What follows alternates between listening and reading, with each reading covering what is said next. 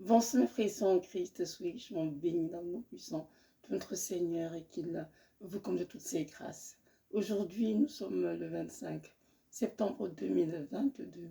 Nous allons parler d'un sujet pardon, excuse-moi, très intéressant qui touche l'Église et qui frappe vraiment bien sûr tout de Dieu. Il s'agit du retour du Seigneur. Il est curieux de voir qu'en ce temps de la fin, il y a encore des chrétiens qui ne sont pas conscients que le Seigneur revient bientôt. Que le Seigneur, sa venue est imminente. Et on se demande bien comment est-ce possible, vu que c'est écrit dans la parole, vu que les apôtres en ont parlé de loin dans la Bible et que le Seigneur en a parlé dans Matthieu 24, on se pose la question, mais qu'est-ce qui se passe enfin?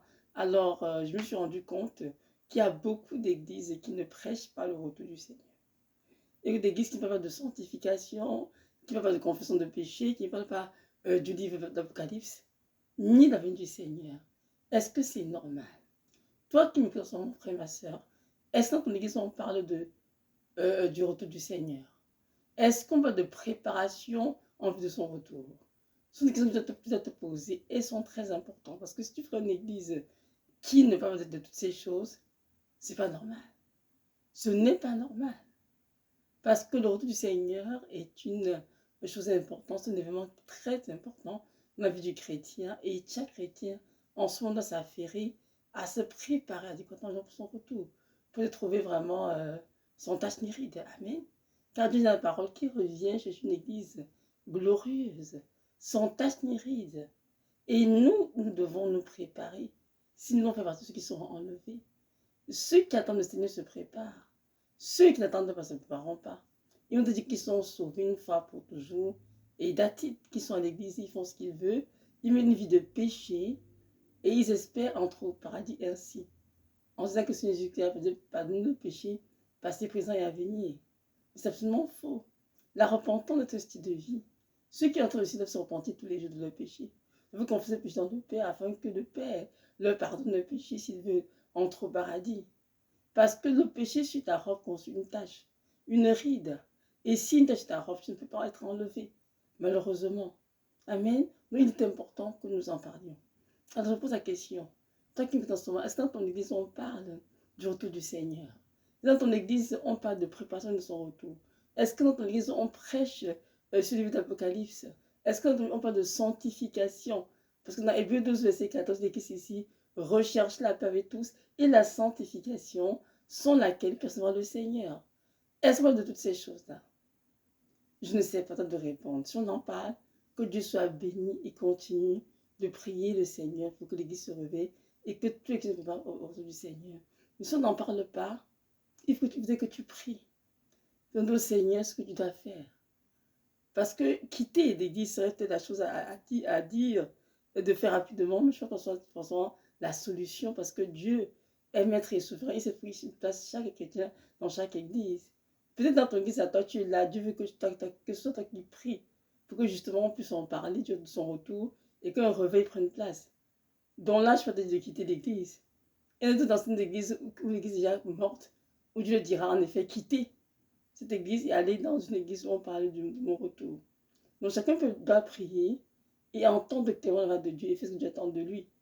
Alors chrétien, si tu es une église, on ne prêche pas sur la sanctification, sur le retour du Seigneur, ou bien sur la façon de son retour, je t'encourage vivement à prier, chef du Seigneur, savoir ce qu'il attend de toi. Si tu es dans cette église pour prier, pour que le réveil prenne place, reste dans l'église. Je t'ai dit de t'en aller, mais lève-toi et quitte cette église rapidement. Parce que ton avenir en dépend. Ton éternité, je dis même, ton éternité en dépend. Si tu restes dans une église où on prêche cette sanctification, une église qui est morte, une église qui est endormie, qui parle que de prospérité, qui parle que des choses de ce monde, c'est sûr que tu vas te préparer pour l'enlèvement. Et je ne te prépare pas, tu ne pourras pas être enlevé. Et tu vas rater ta destinée comme ça. Alors je t'encourage vraiment à prier. Tu fasses du Seigneur, il te dira quoi faire. Alors tu obéiras à ce qu'il te dira de faire. Amen. Donc savoir que le retour du Seigneur est un événement glorieux qui va prendre de place. Beaucoup de chrétiens en doutent encore et pourtant c'est écrit dans la parole. Matthieu 24 nous a donné un texte, exhortation à la vigilance, dans lequel il nous invite à prier et à veiller afin d'être prêt pour le du Seigneur. Matthieu 24, verset 44. Nous encourageons à la maison, ce texte à la maison, Matthieu 24.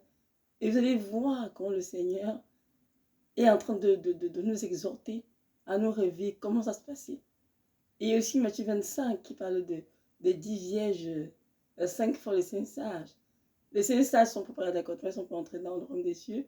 Les 5 folles, elles ont raté l'entrée dans le royaume des cieux parce qu'elles étaient occupées aux œuvres du monde. Amen. Donc mes frères et sœurs en Christ, il faut en parler. Il faut que les prédicateurs aussi en parlent. D'ailleurs, vous, quel homme de Dieu qui m'écoutez, femme de Dieu, je ne sais pas où bien, c'était de Dieu tout simplement. Vous devez parler du retour du Seigneur. Vous devez préparer le retour du Seigneur pour son retour. Leur donner de faire des exercices de confession de péché au Seigneur, d'éteindre tout ce qui est caché depuis 10-20 ans en arrière. Et les confesser, c'est important. Parce que les chrétiens doivent être enlevés. Si on est chrétien puis on devient en enfer, franchement, c'est très dommage. Très, très dommage. Alors, mes frères et sœurs, vous qui êtes du Seigneur, je vous en supplie, parlez du retour du Seigneur. Et réveillez les esprits endormis. Faites comprendre au peuple de Dieu qu'il doit se préparer pour le retour du Seigneur. Et que ce venue est imminente. Et qu'on doit être prêt. Qu'il vienne aujourd'hui ou demain ou dans 2 ans, ça ne change rien. Il faut être prêt. Tous les jours. Amen. Notre Dieu est grand, il est bon. Est-ce qu'il y a un tel message parce que vous nous réveillez tous?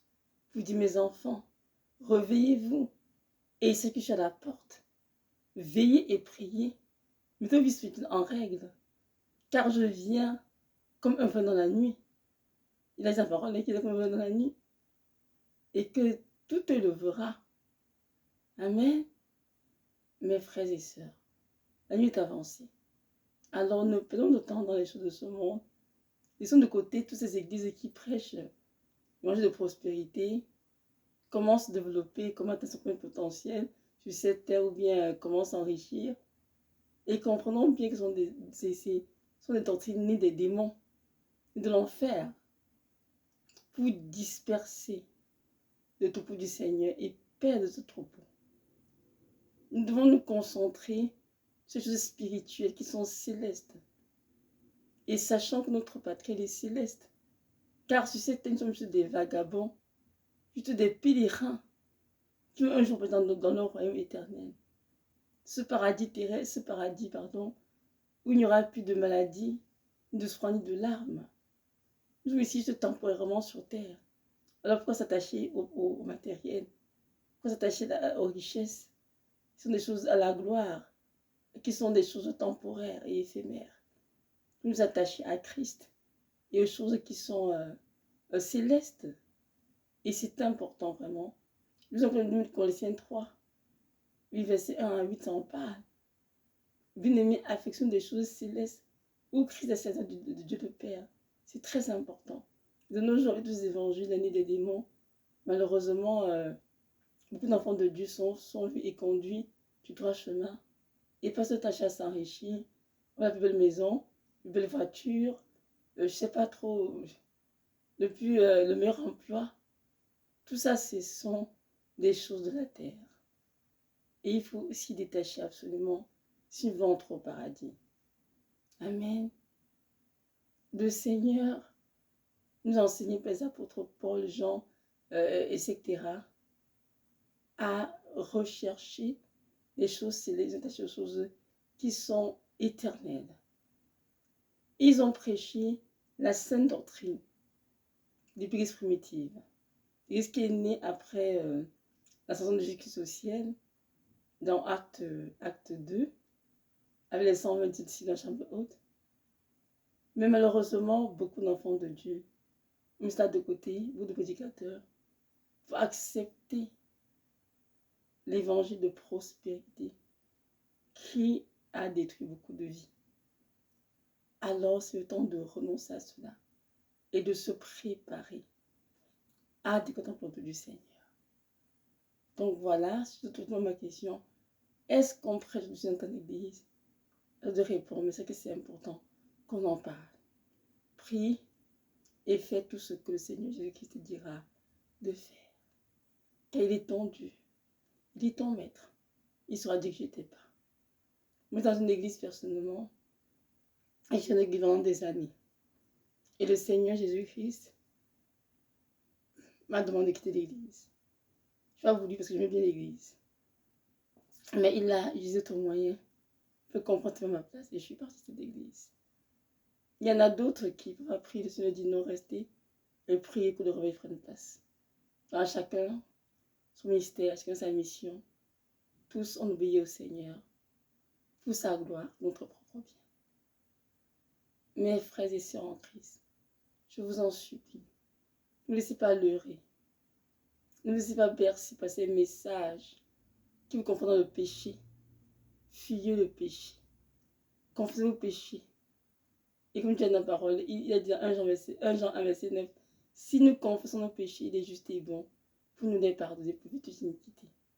Alors confesser vos péchés, c'est ça qui consiste à laver nos robes dans le sang de l'agneau tous les jours pour être sans tache ni ride, pour être prêt pour son retour. Faisons-le tous les jours et prions sa grâce d'entrer au paradis. Parce qu'entrer au paradis n'est pas ce que l'on veut, pas ce qu'on désire forcément. C'est vraiment par la grâce de Dieu, parce que notre société a des standards élevés et exigeants. Alors, si vous l'aimez, tournez votre cœur vers lui.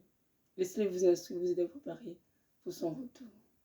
Que notre Dieu vous bénisse richement. Il vous accorde cette grâce de comprendre ce message. Il vous donne vraiment un cœur pour comprendre, des oreilles pour entendre et des yeux pour voir ce que l'Esprit est en train de vous dire. Soyez richement bénis et n'oubliez pas, Maranatha, Jésus revient. Shalom, shalom.